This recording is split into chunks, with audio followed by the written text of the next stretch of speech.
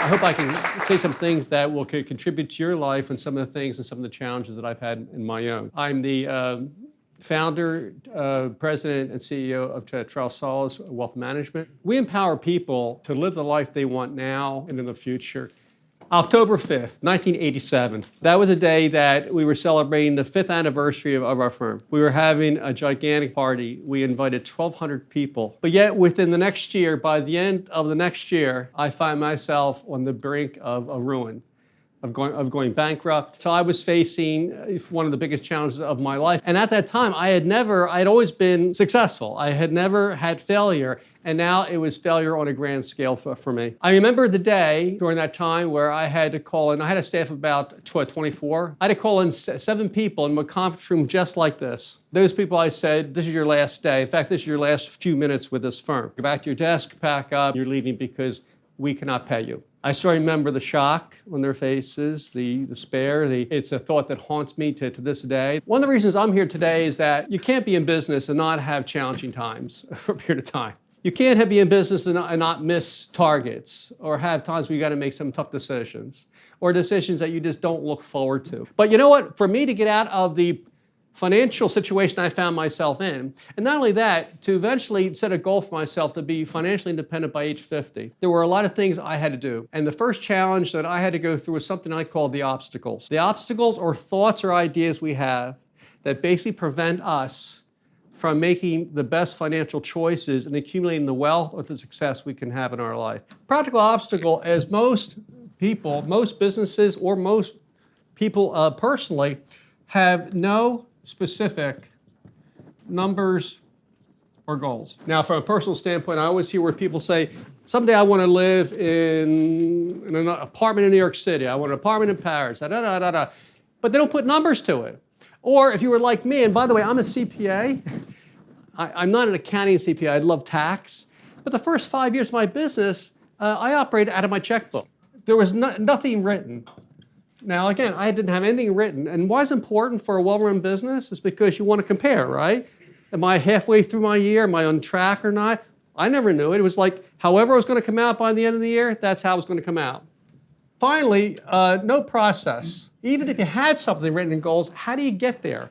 What do you do? What courses do you take? How do you learn? I think I was a terrible CEO 30-some years ago. It's taken me all these years to learn how to become, I think, a much better one. But you have to get out there and learn and have process and training to do that.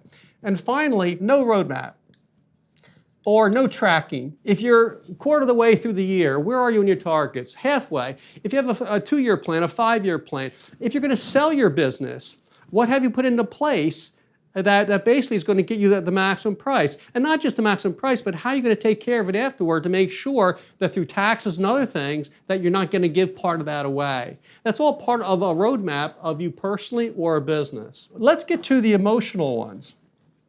Now, I need you to participate in this. What thoughts or ideas do you think stop people from making the best financial decision that they could? Fear. Oh my God, wow, you guys picked the top one. But what other things, what other emotional obstacles do people have besides fears?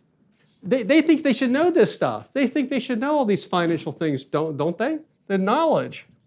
They think they should know it. And then, by the way, did you ever meet someone that had maybe too much knowledge? Like they know everything? We all know this, people, right? You can't contribute to their lives, right? So that can be just as much as an obstacle as anything else. How about trust? Trust, whether your coworkers, your officers.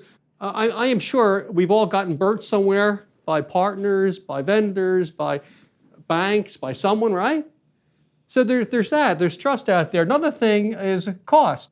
Sometimes we're not sure how much spend for either a consultant or an expert. So sometimes we don't do it. The whole point is that the practical obstacles, you're able to basically to handle these I don't want to say pretty easily, you have to learn how to do them, but you're always going to have emotions. You're always going to have fears and other things here too. We handle our emotions. We don't lose them. We just know they're there and we handle them. So what do you think of these obstacles up here? And of course I had the practical ones, but again, you could handle these pretty easily by gaining good expertise and people to advise you. But what are the emotional? What do you think one of the emotional obstacles that really affected me, that stopped me? Failure and looking good. I was a success in this area. I was one of the top success stories, building a company from scratch.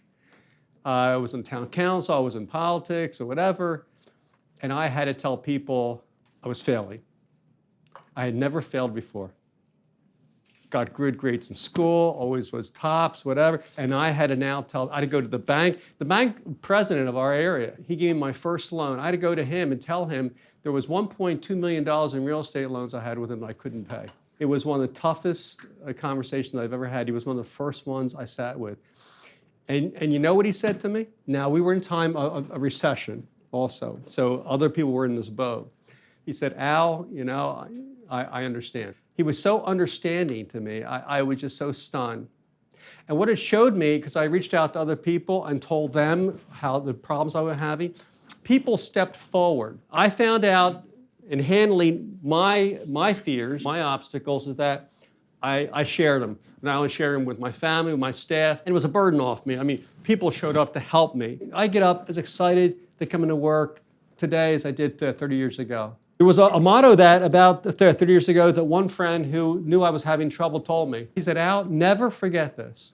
There's always a person, there's always a place, there's always a way to get the job done. You just have to have the courage to step up and do it.